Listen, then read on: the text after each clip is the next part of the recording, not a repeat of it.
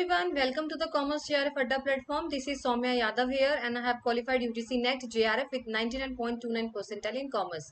चलिए आज का सेशन स्टार्ट करते हैं। वैसे पूरा जो मेरा फोकस है वो कॉमर्स पे रहने वाला है, आपका पेपर 2।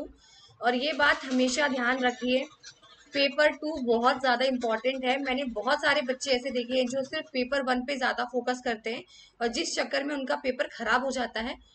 वेरी इंपॉर्टेंट, हमेशा पेपर 2 को सबसे पहले रखिए, ठीक है। अगर आप पेपर 1 कितना भी अच्छा कर ले, अगर आपका पेपर 2 खराब चला जाएगा तो आप स्कोर नहीं कर सकते। मैंने देखा पेपर 1 30 क्वेश्चन तो आप लोग सही कर ही सकते हो 50 में से, लेकिन वहां पे 100 में से 70 क्वेश्चन होने बहुत ज्यादा जरूरी है पेपर 2 के अंदर।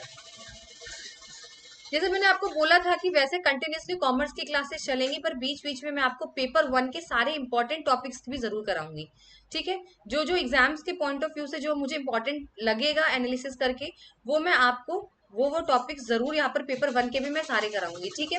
लेकिन पेपर 2 जो रहेगा वो मेन आपका प्रायोरिटी पे रहना चाहिए। तो चलिए आज का सेशन स्टार्ट करते हैं। और जैसे मैंने बोला था, तो मैं पेपर 1 का टीचिंग एप्टीट्यूड स्टार्ट कर रही हूँ।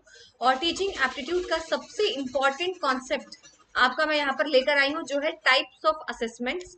यहाँ से एक क्वेश्चन इस बार सब पेपर में जितने भी शिफ्ट थे उनमें ये क्वेश्चन जरूर पूछा गया है। तो आज के सेशन में आपका पूरा टाइप ऑफ असेसमेंट यहाँ पे कंप्लीट हो जाएगा, ठीक है। एक ही क्लास में, छोटी सी क्लास होगी और आपको एक एक लाइन में जो है वो मैं सारे यहाँ पे असेसमेंट्स आपको क्लियर करा दूंगी। चलिए सेशन स्टार्ट करते हैं। जैसे कि आप स्क्रीन पे देख रहे हैं, सबसे पहले है फॉर्मेटिव और समेटिव असेसमेंट। तो मैं स्टार्ट करती हूँ फॉर्मेटिव असेसमेंट से। फॉर्मेटिव असेसमेंट होता क्या है, देखिए सिंपल सी भाषा में अगर मैं बात करूं तो अपनी स्कूल लाइफ से रिलेट कर लीजिए इसको, और आपको इजीली फॉर्मेटिव समेटिव का पता चल जाएगा। फॉर एग्जाम्पल मैं अपनी 11th क्लास का शेयर कर लेती हूँ आप लोग के साथ। तो जब मैं 11th क्लास में थी तो वहां पे फॉर्मेटिव एग्जाम्स कैसे होते थे, तो देखिए फॉर्मेटिव एग्जाम जो होते हैं वो आपका, अगर आपने अप्रैल से जुलाई से, क्योंकि 11th में तो जुलाई से शुरू होता है सेशन, ठीक है। जुलाई से सेशन शुरू हो गया था, उसके 2 महीने बाद जो है, हर 2-2 महीने 3 महीने बाद फॉर्मेटिव टेस्ट लिया जाता था हमारा। 20 मार्क्स का, 10 मार्क्स का, ऐसे करके फॉर्मेटिव टेस्ट लेते थे।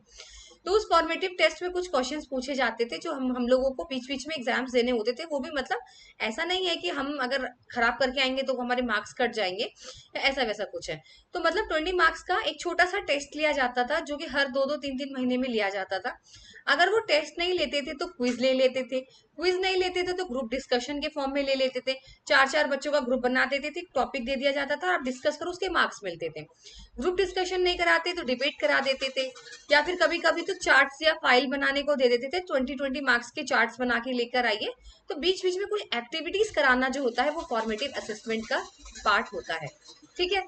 फिर बोलते हैं समेटिव क्या होता है मैम। समेटिव आप समझिए आपके फाइनल रिजल्ट जो आपके हाथ में दिया जाता है। फाइनल रिजल्ट जब आपके हाथ में दिया जाता है तो आपको बताया जाता है कि आप A+ ग्रेड लेकर आए हो, आप B लेकर आए हो, आप C लेकर आए हो, आप 75% लाए हो, 80% लाए हो, यानी आपकी ओवरऑल जो आपका रिजल्ट होता है वो समेटिव होता है। अब 1 by 1 इनका डिफरेंस समझ लेते हैं। आई होप आप लोगों को समझ में आ गया हो। सबसे पहला पॉइंट है यहाँ पे, gauge student learning and provide feedback. Formative assessment का सिंपल सा मतलब ये होता है कि बीच बीच में स्टूडेंट की किस तरीके से लर्निंग हो रही है, और फीडबैक बीच बीच में वो आपको प्रोवाइड करते रहेंगे कि आप कहाँ पे वीकनेस है आपकी, मतलब कहाँ पे आप लैक कर रहे हो, ये सारी चीजें, ठीक है। फिर टाइमिंग बोला है through out the learning process. देखिए मैंने आपको बोला ना कि आपका जुलाई से सेशन शुरू हो जाता है तो बीच में वो एग्जाम्स लेते रहते हैं, तो यानी आपका लर्निंग प्रोसेस के बीच में ये काम चलता रहता है, ठीक है। फ्रीक्वेंसी यहाँ पर बोली गई है, फ्रीक्वेंट, ऑनगोइंग, डेली या वीकली या मंथली बेसिस पे। या तो आपका मतलब वीकली अकॉर्डिंग ले लेते हैं कि हर चौथी वीक में आपका फॉर्मेटिव टेस्ट होगा, या फिर कुछ प्रोजेक्ट्स बनाने को मिलेंगे।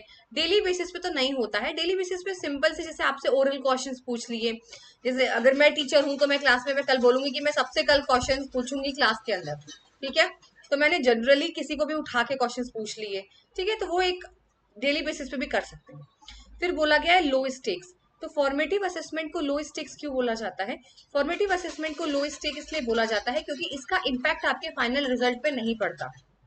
अच्छा एक बात बताइए, उन्होंने मुझसे क्विज पूछा या उन्होंने एक 20 नंबर का फॉर्मेटिव टेस्ट ले लिया, ग्रुप डिस्कशन ले लिया। अगर ग्रुप डिस्कशन में मान लीजिए मैंने पार्टिसिपेट किया है और मैंने कुछ खास ग्रुप डिस्कशन में जो है अपना कंट्रीब्यूशन नहीं दिया है, तो इसका मतलब ये थोड़ी ना है कि सीधे मेरा ग्रेड जाके C+ हो जाएगा। ऐसा कभी नहीं होने वाला होता है ना। कभी ऐसा हुआ है कि आपका सीधे सी ग्रेड में दे दिया हो कि आपने ग्रुप डिस्कशन अच्छा नहीं किया था, आपने चार्ट अच्छा नहीं बनाया था? तो इससे हमारा क्या होता है कि फॉर्मेटिव असेसमेंट में लो स्टेक होता है, यानी हमारे जो छोटे छोटे टेस्ट होते हैं इनका जो इम्पैक्ट है वो हमारे फाइनल ग्रेड पे मिनिमल होता है, ना के बराबर। इसके एग्जाम्पल्स हैं जैसे इन क्लास डिस्कशन हो गया, क्विजेस करा दिए, सर्वे करा दिया, होमवर्क हो गया, चैट विद स्टूडेंट हो गया, सेल्फ असेसमेंट हो गया। अब देखिए मैं बताती हूँ आपको, मेरी 11th क्लास में एक बहुत ही अच्छी इंग्लिश की टीचर थी। मतलब 11th के मिड में वो ऐसे कुछ आई थी, शायद पास आउट होने के बाद आई थी, 11th 12th में आई थी, मुझे इतना ध्यान नहीं है। वो हमेशा क्या करती थी, और उनका एक चीज मुझे अभी भी बहुत ही ज्यादा पसंद है, उनका पढ़ाने का जो था, इंग्लिश टीचर थी वो।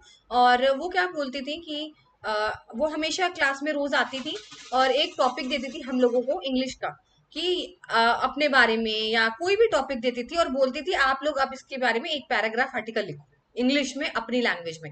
फिर सब बच्चे लिखते थे और वो चेक करती थी और सबकी मिस्टेक्स बताती थी ग्रामेटिकली, कि हैज की जगह हैव आएगा, हैड की जगह। वो डेली प्रैक्टिस कराती थी जिससे हम लोग की इंग्लिश बहुत इंप्रूव हुई थी। तो इस तरीके से सेल्फ असेसमेंट करवाती थी वो हमारा खुद का, ठीक है। तो ये इस तरीके के होते हैं फॉर्मेटिव असेसमेंट्स। अब बात करते हैं समेटिव, इवेल्युएट ओवरऑल अचीवमेंट। मैंने आपको बोला ना, टोटल एंड में जो आपका रिपोर्ट कार्ड आपके हाथ पे आ जाता है वो आपका समेटिव है, जिसमें आपको ग्रेड्स दिए जाते हैं।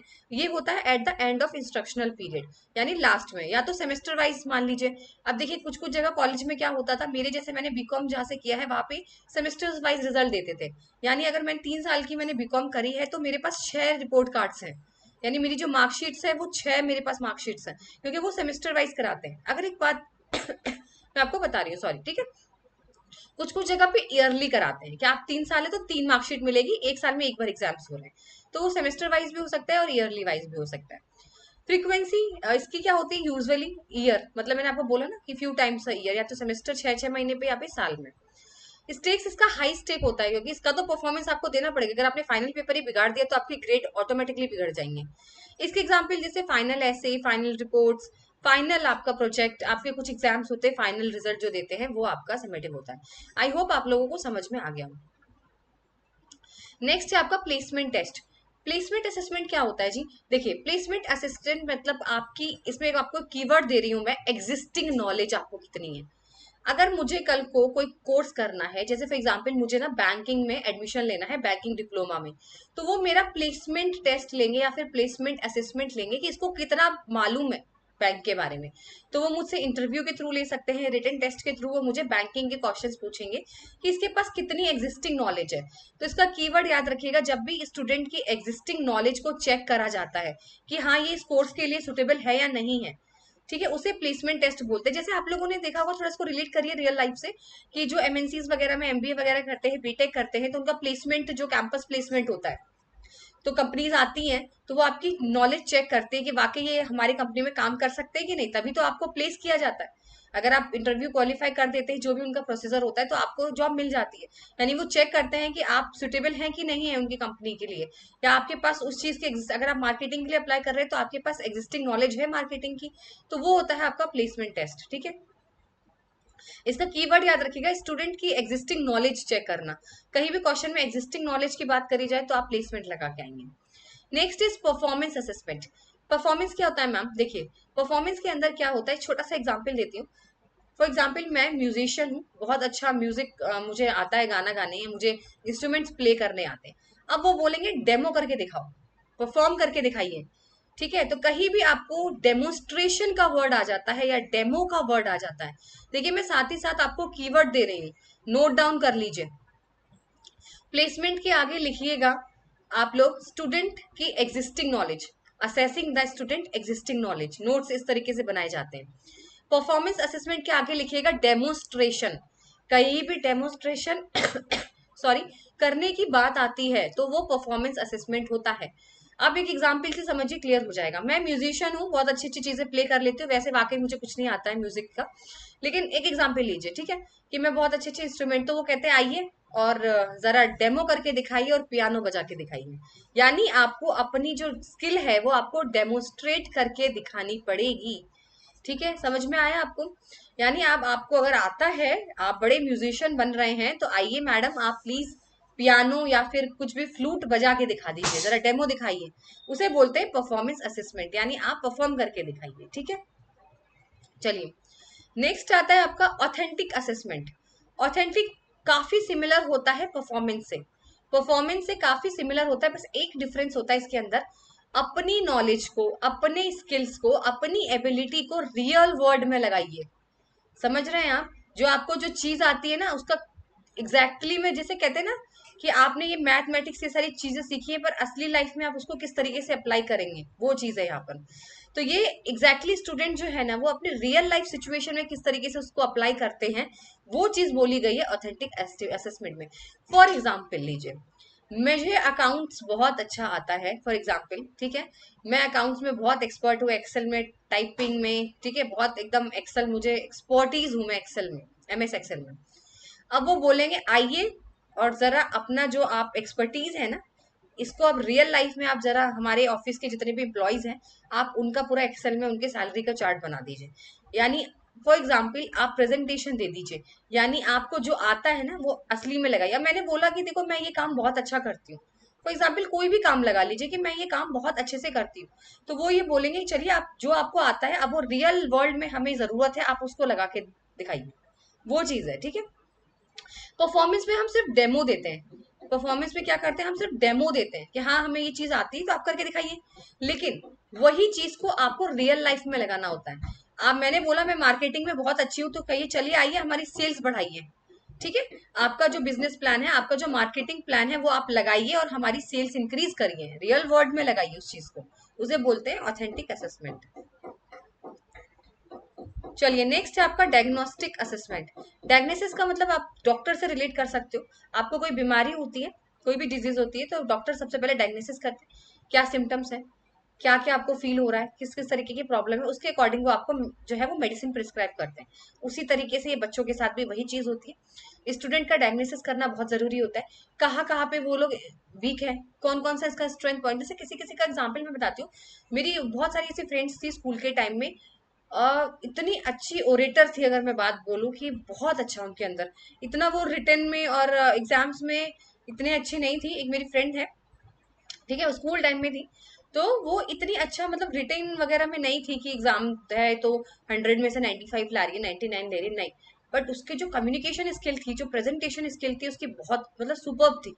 तो आपको स्टूडेंट को ना एनालिसिस करना पड़ेगा कि इसकी क्या स्ट्रेंथ है, इसकी क्या वीकनेस है। तो जब आप कोई चीज ये देखते हो उसके अंदर डायग्नोस्टिक असेसमेंट आता है। चलिए सॉरी, नेक्स्ट आता है इप्सेटिव असेसमेंट। इप्सेटिव असेसमेंट का मतलब होता है अपनी करंट परफॉर्मेंस, यानी अभी आपकी जो परफॉर्मेंस है अपनी पास्ट परफॉर्मेंस के साथ आपको कंपेयर करना होता है। एग्जाम्पल ले लेते हैं यूजीसी नेट का। इस बार अगर मैं यूजीसी नेट में 200 में से सॉरी 300 में से अगर मैं 100 मार्क्स लेकर आई हूँ, तो मैं पुराना कंपैरिजन करूंगी कि पुराने में तो मैं 300 में से 70 लाई थी, अब मैंने इंप्रूव कर लिया, यानी इस बार मैं लेकर आई हूँ 100 और पिछली बार मैं लेकर आई थी 70। यानी आपको अपने करंट परफॉर्मेंस को पास्ट परफॉर्मेंस के साथ कंपेयर करना होता है, उसे बोलते हैं ipsative assessment. Sorry for the disturbance. Next है आपका पोर्टफोलियो। पोर्टफोलियो का सिंपल मतलब क्या होता है, पोर्टफोलियो असेसमेंट का, बीएड वाले स्टूडेंट बहुत इससे रिलेट करेंगे। इसमें क्या होता है, स्टूडेंट के जितने काम होते हैं ना, जितना उनका प्रोजेक्ट्स, उनकी फाइल्स, उनका मटेरियल, वो सारा कलेक्ट कर लिया जाता है। जैसे बीएड वाले बच्चे 25-25 फाइल्स बनाते हैं, लेसन प्लान बनाते हैं, प्रोजेक्ट बनाते हैं, तो उनके काम को, उनके एक्टिविटीज को, उनके जो वर्क है, उनके सैंपल्स को इकट्ठा कर लिया जाता है, जिससे वो मॉनिटर करते रहते हैं कि उन्होंने कितना अचीव किया है अपनी लाइफ में, ठीक है। उसे बोलते हैं पोर्टफोलियो। फिर आता है आपका norm reference versus criteria reference test. देखिए नॉर्म रेफरेंस में क्या होता है, नॉर्म रेफरेंस के अंदर अगर आपका कंपैरिजन बहुत सारे बच्चों के साथ किया जाए, नॉर्म रेफरेंस में एक स्टूडेंट का परफॉर्मेंस का कंपैरिजन बहुत सारे बच्चों के साथ किया जाए, जैसे नीट का एग्जाम, जेई का एग्जाम, आपका जी मीन्स, जो जी मीन्स बोलते हैं, ठीक है, नेट का एग्जाम, यानी आपका परफॉर्मेंस और बाकी बच्चों के परफॉर्मेंस से आपको रैंक दी जाती है, ठीक है, आपको कंपेयर किया जाता है, उसे बोलते हैं नॉर्म रेफरेंस्ड। वही इसका उल्टा अगर मैं बात करूं, क्राइटेरिया रेफरेंस्ड। क्राइटेरिया रेफरेंस में किसी भी बच्चे को किसी के साथ कंपेयर नहीं किया जाता, इसमें से एक स्टैंडर्ड सेट कर दिया जाता है। कैसे मैम, ड्राइविंग टेस्ट के बारे में सबको पता होगा, जो आप लोग टू व्हीलर स्कूटी का टेस्ट देते हो, बाइक का टेस्ट देते हो, ड्राइविंग का, अच्छा एक बात बताइए, ड्राइविंग में दो लोग चल रहे होते हैं तो ये बोलते हैं कि नहीं भाई, फॉर एग्जाम्पल हम एग्जाम्पल ले लेते हैं कि दो बच्चे हैं, राहुल है और एक समीर है। तो अगर कभी ऐसा देखा है, दोनों ड्राइविंग टेस्ट के लिए गए हैं, राहुल भी गया है समीर भी गया है, और वो जो ड्राइविंग टेस्ट लेते हैं, जो इंस्ट्रक्टर होते हैं, वो बोलते हैं अगर तुमने राहुल समीर से अच्छा ड्राइव करके दिखा दिया तो हम तुम्हें सेलेक्ट कर लेंगे या हम तुम्हें लाइसेंस जो है तुम्हें मिल जाएगा। ऐसा तो नहीं होता ना, वहां पे एक स्टैंडर्ड सेट कर दिया जाता है। यानी आपने देखे होंगे ना, पोल्स लगा देते हैं वहां पे, और फिर स्कूटी चलाते हैं जिग जैग करके राउंड राउंड, फिर एक पुल सा दे देते हैं, उस पे से ब्रिज पे से ऐसे उतरना होता है, एक पूरा सर्किल बनाया हुआ होता है जहाँ पे आप टेस्ट देते हो। तो एक स्टैंडर्ड सेट कर दिया है कि जो भी इस टेस्ट को क्वालिफाई कर लेगा उसको ड्राइविंग लाइसेंस दे दिया जाएगा। इसमें किसी के साथ किसी को कंपेयर नहीं करते, इसमें एक स्टैंडर्ड सेट कर दिया जाता है कि जो इस स्टैंडर्ड को, जो भी इंसान जो भी इसको क्वालिफाई कर लेगा वो सब सेलेक्ट हो जाएंगे, जो नहीं कर पाएगा वो नहीं हो पाएगा। जैसे ड्राइविंग टेस्ट में होता है, अगर वो एक एरिया आपको दे दिया जाता है, उसमें थोड़े से पोल्स बीच बीच में रख दिए जाते हैं कि आप देखते किस तरीके से मोड़ रहे हो, किस तरीके से घुमा रहे हो। अगर आपने वो पूरा अच्छे तरीके से क्लियर कर लिया तो आप सिलेक्ट हैं, आपको ड्राइविंग लाइसेंस दे दिया जाएगा। तो वही चीज है, यहाँ पर एक स्टैंडर्ड सेट कर दिया जाता है कि इतना स्टैंडर्ड सेट है, अगर आपने यहाँ तक पूरा कर लिया तो आप क्वालिफाई है, नहीं तो डिस्क्वालीफाई है। उसे बोलते हैं क्राइटेरिया रेफरेंस्ड। ठीक है, नेक्स्ट। चलिए यहाँ तक ही था। एक बार यहाँ पे थोड़ा सा देख लीजिए टाइप्स ऑफ इवेल्युएशन के अंदर बिफोर इंस्ट्रक्शंस प्लेसमेंट आता है। देखिए प्लेसमेंट आपके कोर्स शुरू होने से पहले ही आपको देना होता है। अब आप जॉब लेने के बाद थोड़ी ना आप प्लेसमेंट का टेस्ट देते हो, या फिर आप कोई कोर्स बैंकिंग का, मैंने जैसे बोला मैं बैंकिंग का कोर्स का डिप्लोमा का एडमिशन लेने के बाद थोड़ी ना प्लेसमेंट टेस्ट देती हूँ। किसी भी कोर्स को लेने से पहले प्लेसमेंट टेस्ट दिया जाता है, इसीलिए इसको बिफोर इंस्ट्रक्शंस बोले जाते हैं। ड्यूरिंग इंस्ट्रक्शंस के अंदर क्या आता है, जब आपका कंटिन्यूसली आप क्लास में पढ़ रहे हो, अभी आपकी 11th क्लास चल रही है, तो बीच बीच में आपका फॉर्मेटिव और डायग्नोस्टिक दोनों जो है वो ड्यूरिंग द इंस्ट्रक्शंस होता है। और आफ्टर इंस्ट्रक्शन कब होता है, जब आपका समेटिव फाइनल ईयर में आपको ग्रेड देके आपको पास या फेल जो है वो बता दिया जाता है। तो ये आफ्टर इंस्ट्रक्शंस के अंदर आते हैं। तो मैंने सारे असेसमेंट्स यहाँ पे क्लियर कर दिए हैं। अगर कोई मिस आउट हो गया है तो कमेंट सेक्शन में जरूर बता दीजिएगा, मैं नेक्स्ट स्लाइड्स में उसको ले लूंगी। लेकिन मुझे जितना पता था मैंने सारे यहाँ पे ले लिए हैं, जितने भी वैल्यूएशन थे यहाँ पर। बाकी वाकई आपको जेन्युइनली अगर अच्छा लगता है कंटेंट, क्वालिटी ऑफ टीचिंग, तो मुझे कमेंट सेक्शन में जरूर बताइएगा। तब तक मिलते हैं आपसे नेक्स्ट सेशन में। Till then good bye, take care.